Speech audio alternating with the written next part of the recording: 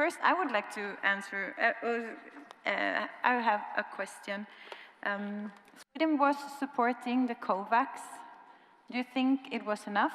Do you think that Sweden supported COVAX enough? No, of course not, because we supported our own population so much more. I have some figures in my back of my head that perhaps of 4 doses to Sweden, 1 went to COVAX or something like that, which was, of course, also important. So in one perspective, you can say this is not enough. On another perspective, wow, this is quite a lot of international solidarity. So I think we must have both these views, perspectives at the same time.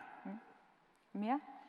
No, and I think it connects to what I said before, that it's not enough to just support a vaccination system, but it's also the role that Sweden can play. I mean, as a country, has been traditionally well respected and being on the forefront to looking at least a little bit past our own borders and the impact that can happen on a global level. So I do think that Sweden could have taken a bigger responsibility on a global arena than just supporting COVAX, even if that also support was limited.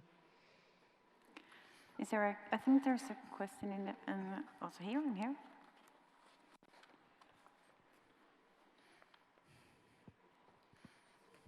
Thank you. I think there are some other aspects that you didn't mention, and I think if you look on low-income countries, which is around 9% of the world's population, demography is totally different. So more than 50% are under 18 years of age, and there are other priorities. And sort of my question or comment is, in this type of situation, using rights rather than needs as a way to distribute vaccines. And so in sub-Saharan Africa, there's just as many people over 75 as in Italy. So the scale of the problem is different. And as Mia was saying, there are so many other issues, and you highlighted also the lack of funding. It's a variation of 600 times health expenditure if you compare Congo with the United States. So, and then on top of that, claiming justice in the midst of a pandemic when we know that the situation is the way it is, it's a bit hypocritical almost, I mean, that suddenly we want justice, but in normal times we don't have justice, so why should we have it now when the needs are different and where there are other priorities that needs to be set by the countries themselves? They may want to use the cost of vaccination for other interventions. So do we want to vaccinate the African population to safeguard the risk of a mutation coming back hitting us, or is it really for their sake? I think it's almost colonialism to sort of claim that they should be vaccinated. And we know that vaccine hesitancy is extremely high in Africa, and most countries will not be above 50% because there's no trust in the society. So that's just adding one part of the complexity to this discussion. But how would you relate to that based on your conclusions of a new order? Well, that's the reason why I mentioned these figures in the beginning. Of course, there is such an inequality, but I think this could be used as also a kind of symbolic case how the distribution could, in a way, or how the activities could change. I mean, I agree with you that perhaps it could be a better way to use resources than to invest in vaccines, although vaccines seem to be also, according to at least what I have read, is an important possibility for many of these countries anyway to avoid, for example, lockdowns. And there are some estimations that I came across saying that there were a lot of death in also low-income countries due to indirect effects of COVID coming there, and I think you were showing us this also. But I will not at all question your factual background here, but I think these principles are in some way also independent of the vaccine question, because they are going so much further and are such a more broader application of that. No, just a very quick more comment, because I completely agree with you on that. One thing that we as an organization always speak warmly for is unearmarked funds, because what we saw here was funding that was allocated specifically for COVID, even to countries where the pandemic didn't strike as bad. I was in the midst of it in 2020 for a brief period, doing an interim position as country director in Central African Republic, where the pandemic was almost non-existing. People were still dying from malaria, from acute watery diarrhea, from pneumonia, but people were not dying from COVID. And I had discussions with the Minister of Health and saying, hey, we need to vamp up responses to the malaria is increasing right now. And he's saying, but I have all this money for COVID, so I need to use it for COVID. And so that just proves a little bit how important it is that donors not only, it's about prioritization. It's the prioritization of the donor or the people or the governments. And unearmarked funding is one way to address that. You give a bit of that power to the people who are actually receiving the assistance. Although perhaps we should add that according to this figure about the rate of like 10% vaccinated after 2 years, say that they were not drowning in vaccines, at least in the poor, low-income countries. Thanks. Yeah, no, I would like to take that discussion maybe one step further. And I think we have some kind of ethical duty also to these countries not to get them to impose sanctions and restrictions that were probably not useful or valid in these countries. And I really think that we in the future sometime will really wonder, what did we do in Africa? When we, in different ways, indirectly, made them close schools, switch to testing for COVID instead of testing for other things, using the vaccination program to vaccinate for COVID instead of measles and so on. And I think there is a deep ethical question in that that we really need to take with us for the next pandemic. These countries who don't really have the resources themselves to make maybe the most, or they are forced to due to funding things and others, to take decisions that are maybe not the best ones for them. And I think this really comes back to that we really need to strengthen the institutional capacities in these countries to be able to handle these kind of situations in a way that really benefits themselves more. So yeah, maybe it's not so much a question, it's more of a comment, but I think when we talk about the ethics around vaccines and so on, it's important that we don't miss the target by just looking at one part of a very complicated puzzle. Thanks.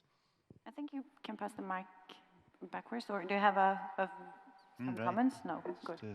So agree. I want to extend the discussion on vaccine cosmopolitanism to the other three pillars of the ACT accelerator. So COVAX is only one component. It got the disproportionate amount of attention, but there was also an arm for therapeutics, diagnostics, and health systems capacity building. The disproportionate amount of money went to vaccines. We did a lot of work at the WHO on their priority scales, but very little funding made it into that fourth pillar, health systems capacity. So it's all very nice and good to observe the distinction between pledging. Many high-income countries pledged vaccines, but actually didn't deliver the vaccines. It was the same thing in the Ebola crisis, where lots of pledges were made, but actually only 30% of the dollars pledged made it to the ground. So we need to have arguments that, if you have vaccines, but you have no delivery systems and no capacity to deliver them on the ground, then, the cosmopolitanism fails, because you've actually led to a wastage of resources. So a way in the next, and this might be part of the pandemic treaty, how we find ways to support across the pillars. The other point, and I didn't include it in my talk this morning, is this notion of collateral damage that happens during pandemics. That was very clearly the case in SARS-1 in Toronto, and we included it in our initial frameworks. But we need to start thinking about continuity of services for those things that a priori predictably need continuity. TB, we've seen a huge impact. For example, we've got this opioid crisis in North America, and opiate users were unable to access continued supply of their opiate antagonist therapy. So there's a lot of things that we know need to be continuously prepared, yet we kind of forgot about that. And then there's also the foregone, we have a huge backlog of chronic disease management in high-income countries in particular.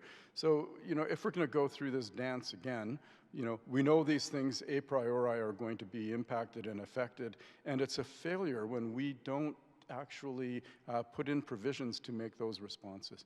And as to the funding shifting, I have no solution to that. I have never seen money available in 30 years of work in global health and public health available for COVID, unlike anything else I've ever seen before. So if we could mobilize that same sentiment for chronic problems like TB, for things like HIV, for things like malaria, we'd be in a better space. Thank you.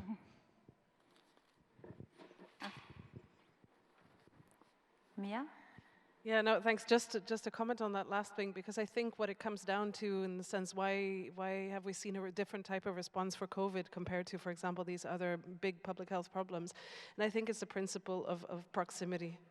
And the way it's the same thing if you look at conflicts today and how people are much more engaged in what's happening in Ukraine than what is happening in Yemen. I mean, it's this proximity principle is something that we can relate to and something that we're afraid of. It's easier to push it away. Ebola, 2014-15, West Africa, that's when it started being like, oh, people can actually travel to our countries and we can get it here. But until that point, it was not as much of concern here. So I think that's important to remember, that we have that aspect into it, which makes it even more important that we look at not only strengthening health system and what Anders was saying, that we, putting decisions in the hands of those who actually need to make them themselves, but it's also to give the capacity to have a better distribution of also things like production. Looking at vaccine production, I mean, the fact that the power over who gets the vaccines lies in the countries that produce them. Do we maybe have a different situation if production is spread more globally? Of the big actors that you have, the vaccines or diagnostics, treatments, are available in a different way, on a more equitable way. Maybe you can add also that we shouldn't forget that about 10% were vaccinated. It sounds something now that they had so much vaccines that they should have other things. They did in fact did not have vaccines because it was grabbed by the rich countries, and they had other problems, which is of course very important. And there were reasons why they were not vaccinated, also because of these institutional structures and the production